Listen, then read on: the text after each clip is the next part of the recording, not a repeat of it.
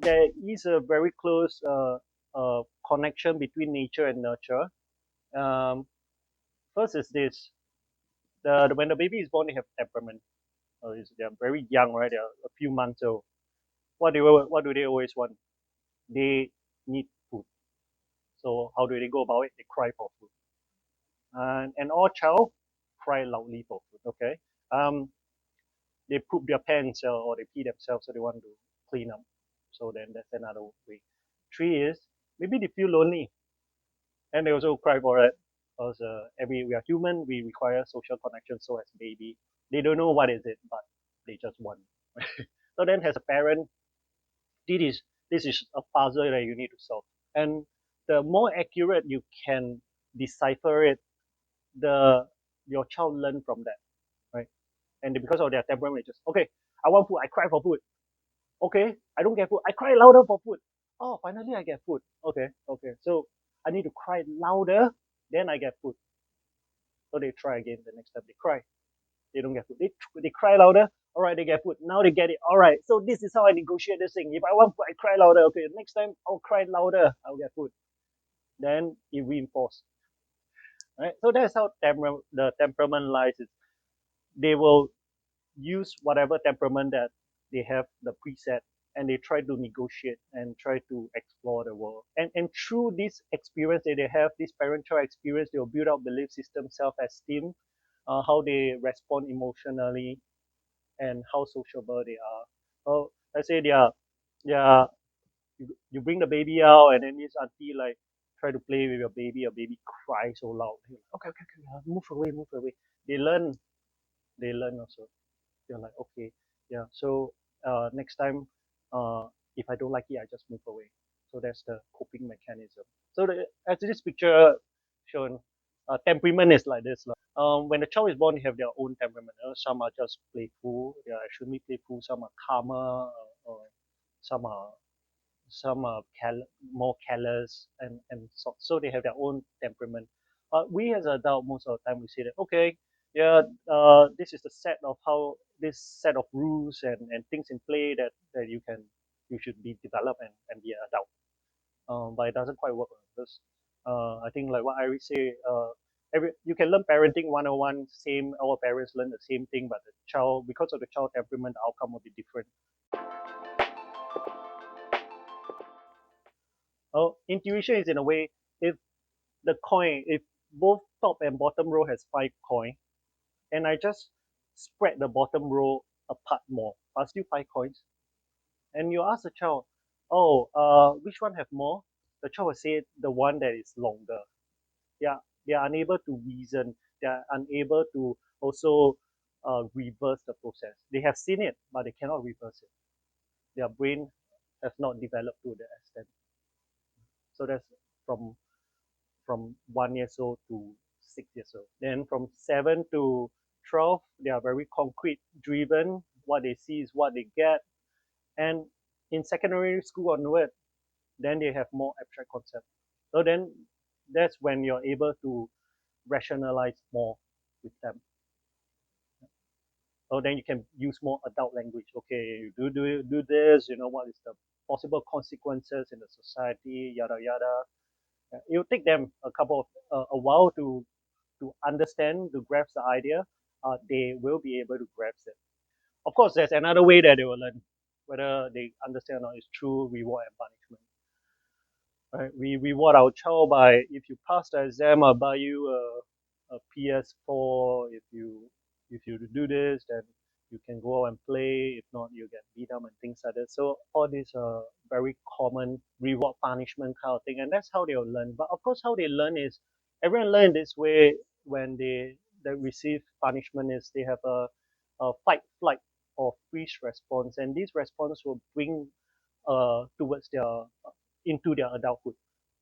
If they have a fight response to that, they'll argue with you. If they have a flight response, then they will develop anxiety, like social anxiety, um, mutism, selective mutism. So at certain situation, they don't talk. So if your parent will come to you, I don't know why your child very quiet in school. You're like, huh? How can? At home very noisy, and school so quiet, right? And freeze. What happened when they freeze? When they freeze is they cannot make decision. They are very indecisive people. Right? Hey, what do you want to do? I don't know. I don't know. Right? This can go toilet yourself now. I don't know. Right? Because they freeze. They don't really know what's happening. They go toilet, they get scolded. They don't go toilet and pee themselves, they also get scolded. So they kind of like, ah, what do I do? Okay, okay, I just freeze. If my parent tell me to do this, I do this. I just wait. And then they eventually develop the same thing when they go into adulthood. So find out the root cause is important. Or as a parent, don't jump to conclusion. You jump to conclusion, your kids will learn to jump into conclusion, and that's not very good on both sides. Having a boundary is extremely helpful for the child because setting a boundary for your child will also help your child learn what is moral values. Be a good role model. I think I talk about how much your behavior and the word you say or how you express your feeling will eventually be translated to your child if they were to model it. They model from you because they're like, oh yeah, I'm just born and I always see this figure that is papa and mama, then they'll just follow that. So limit bad behavior. Most of the time, for this is telling them what you want them to do. Stop running around. Don't say that. John, please sit down. That's better. Be mindful of what behavior you don't want and what behavior you want, and say that more. Explain good reason. That's for older kids. Doesn't mean in primary school you can't now, but you have to keep it simple. So by knowing the development, um, you can cater your language to them. Listen to them, yeah. So be open, listen to them. How did they come up with that? Then you're like, then you can teach them. Oh yeah, I learned from John in class. This is how he do it. I say then you have to educate your child. Like okay, if you have this need, this is this is the few things that you can do. Which do you want to choose? And that's where the next point is. Give them options. Sometimes they don't know what, right? What do you want to eat? I don't know. Give them option. Okay, you have two options. Okay, wonton mee or chicken rice. Okay, give them option instead of like no cannot. What else do you want? And they go freeze. I want chicken nugget. No cannot. What do you want? What else? They go flip, show tantrum. And then next is and the most important is to in order to teach respect, it starts from home. How you communicate respect to your child will be how your child will to their peers, and teach them problem solving. A problem solving, give them options. That's one way to go about it. Yeah. So from there, they will also develop like, oh, okay, my parents are very good counselor, and if I have any issues, I can always go to them because they don't just jump into conclusion like other adults. So outside world you cannot control. Parents, other adults can be critical, but at least they know that okay, at home, my parents are different. Many research nowadays are trying to understand like the effect of temperament on parenting. So that's the last point that I want to touch on. Of, as a parents, as a human, we have our own emotion and we have our own way of coping with things. So as parent is about being mindful as well. So the more you know about development, what language to use. If I'm angry, how and I will you will snap. And or you accidentally snap, how do you tell your child that yeah, I mean sometimes things like this happen doesn't mean but that I don't love you. How do you mitigate that? You have to teach your child. Then the child will learn like okay, yeah, adult will snap. It doesn't mean that it's me or what. So that's how they learn. So they are piling up all this knowledge, and they will bring it into adulthood. I'll make it simple. One parent conflict usually lies between the parent expectation for the child.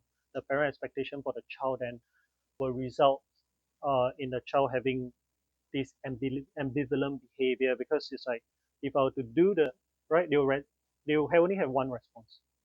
So they will respond that way, and then they see what's the reply. So if the mommy come back with this reply and daddy come back with that reply, they will be so confused because if I do what the daddy say, my mommy scold me. If I do what mommy say, daddy scold me. They will be they don't know what to do. It creates a very um, bad development for them in a way that they they cannot make a decision on their own. Because they will eventually make a decision on their own. Then they'll get scolded by both. For the parent is they have to communicate the the direction have to be the same. That's the very basis. So as a couple must always communicate what you want for the child. You can't be like one person say, okay lah, take it easy, let the child develop itself. Another one, I want him to be the elites of the elites. But the curriculum is different. And because curriculum is different, the child will be very confused.